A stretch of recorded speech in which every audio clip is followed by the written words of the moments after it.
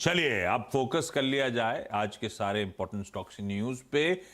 एक स्टॉक तो हमने खैर अपफ्रंट चर्चा करी, पर उसकी चर्चा आज थमेगी नहीं क्योंकि आज सबके जहन में वही सवाल है। और वैसे यतिन अब स्क्रीन पे जुड़ते हुए, यतिन अदानी एंड सबसे पहले यतिन ने एक हेड्स अप दिया था, आप लोग को याद होगा कि कुछ आने वाला है और शायद सरप्राइज था सबके लिए। फॉलो ऑन पब्लिक ऑफर भरा भरा वापस ले लिए। क्या डिटेल्स भाई, क्या अपडेट्स हैं? तो देखिए आशीष, फैक्ट ऑफ द मैटर ये है कि 3,000 रुपए के ऊपर की प्राइस बैंड थी एफपीओ की, और बाजार में कल इंट्राडे में शेयर 2,000 रुपए के नीचे चला गया। तो डे वन को जब इशू भर जाता है, उसके बाद का जो डे वन है वहीं आपको शेयर 35% डिस्काउंट पे मिल रहा है। तो ऑब्वियसली काफ़ी सारे शेयर होल्डर्स और इन्वेस्टर्स जिन्होंने एफपीओ में पार्टिसिपेट किया, इनका कंसर्न रहा होगा।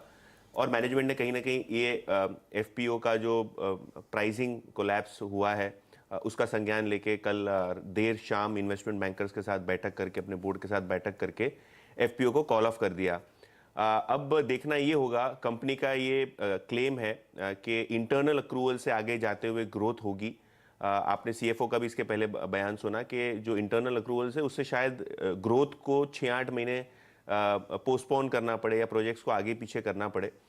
तो ऑब्वियसली ग्रुप का ये क्लेम है कि जो आगे आने वाले प्रोजेक्ट्स हैं ये इंटरनल अक्रूवल से करेंगे। कैश फ्लोज काफ़ी स्ट्रांग है, तो डेट सर्विसिंग में भी प्रॉब्लम नहीं होगा। अभी भी अदानी साहब का जो थोड़े टाइम पहले ही स्टेटमेंट आया उसमें गौतम अदानी ने ये कहा है कि जो इन्वेस्टर कंसर्न है उसको एले करते हुए एफपीओ कॉल ऑफ किया गया है। ग्रुप की बैलेंस शीट, लिक्विडिटी पोजीशन काफ़ी स्ट्रांग है, डेट सर्विसिंग में कोई प्रॉब्लम नहीं होगी।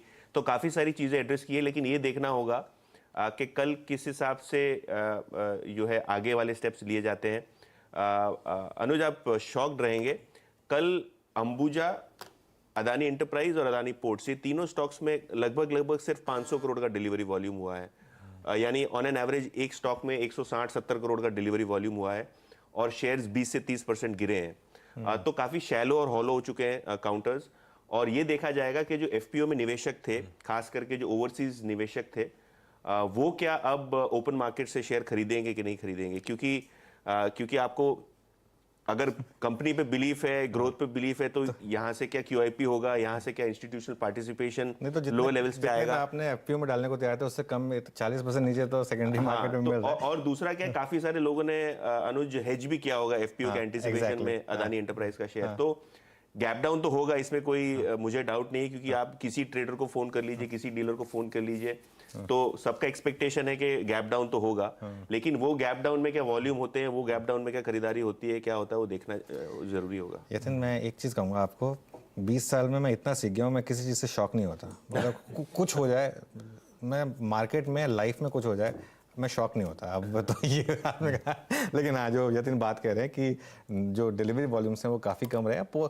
अच्छा, काफ़ी नेकेड शॉर्टिंग हुई थी कल अदानी एंटरप्राइजेस के शेयर में खास तौर से, और वो 3.20 पे एक बार वो 30% का सर्किट खुला, ऐसा लगा कि वो रिकवर हो रहा है। 30% वाला 23 तक गया। इनफैक्ट अदानी पोर्ट्स तो कल अपना लॉस एकदम से 5 मिनट में उसने आधा कर दिया था, लेकिन उसके बाद लास्ट के 5 मिनट में फिर ज़बरदस्त शॉर्टिंग हो गई। वो आप अगर चार्ट देखेंगे तो आपको दिखाई देगा, लास्ट के 5 मिनट में फिर एकदम से शॉर्टिंग आई वहाँ पर। तो अब ये बहुत इंटरेस्टिंग होगा, क्योंकि इसमें यतिन एक चीज़ और होगी, जिन लोगों ने एकदम नेकेड शॉर्ट किया है, वो अगर स्टॉक रिकवर करना शुरू हुआ तो, क्योंकि शॉर्ट्स को कहीं ना कहीं तो कवर करना होगा ना, तो कहाँ करेंगे वो इंटरेस्टिंग हो जाता है। ये जब से टेम्परेरी फ्रीज वाला फैक्टर आया ना, तब से ये इंटरेस्टिंग हो गया कि अगर बाई चांस गैप डाउन हो गया और किसी कारण से रिकवरी स्टार्ट हो गई, तो वो शॉर्ट्स क्या करेंगे। हालांकि शॉर्ट्स ने पैसा बहुत बनाया है इसमें, तो ऑब्वियसली थोड़ा तो उनके पास ये होगा कि कुछ हद तक तो वो एक स्टॉप लॉस लगाएंगे ऊपर का।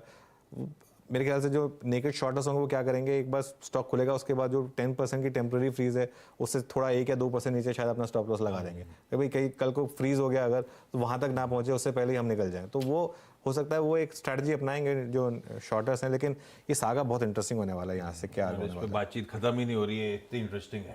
अब 12 लाख करोड़ का मार्केट कैप ग्रुप का उड़ चुका है फ्रॉम द हाइज, और जब से वो हिंडनबर्ग रिपोर्ट आई है तब से 7 लाख करोड़। उससे पहले भी थोड़ा उड़ चुका था, कोई थोड़ा तो एक एफपीओ की वजह से ही थोड़ा सा नर्वसनेस थी, लेकिन वो रिपोर्ट आने के बाद 7 लाख करोड़, 7-7.5 लाख करोड़ का मार्केट कैप उड़ चुका है इसका। कितना बनाया हिंडनबर्ग? लेकिन अदानी साहब कह रहे हैं इम्पेकेबल ट्रैक रिकॉर्ड है हमारे डेट ऑब्लिगेशंस फुलफिल करने का, और यही अब सब क्लोजली वॉच आउट करेंगे। क्योंकि कुछ अंश इस एफपीओ प्रोसीड्स का केपेक्स के अलावा डेट ऑब्लिगेशंस को फुलफिल करने के लिए भी जाना था। कैसे मैनेज होगा वो स्ट्रीट क्लोजली वॉच आउट करेगी। खैर 9:15 पे आइडिया लग जाएगा, दरअसल की ओपनिंग 9:07 से आइडिया लगना शुरू हो जाएगा किस तरह का मूड माहौल बन रहा है। बाकी के इंपॉर्टेंट डिटेल्स, आज एक कल निफ्टी 50 की कंपनी का नंबर आना था, वो है ब्रिटानिया। बाजार बंद होने के बाद आया, लग रहा था ताबड़तोड़ है, पर ऊपर मिक्स्ड हो गया। दरअसल हर्षल नंबर्स हैं कैसे? एक्चुअली एक वन टाइम गेन है 350 करोड़ के ऊपर का, उसका थोड़ा सा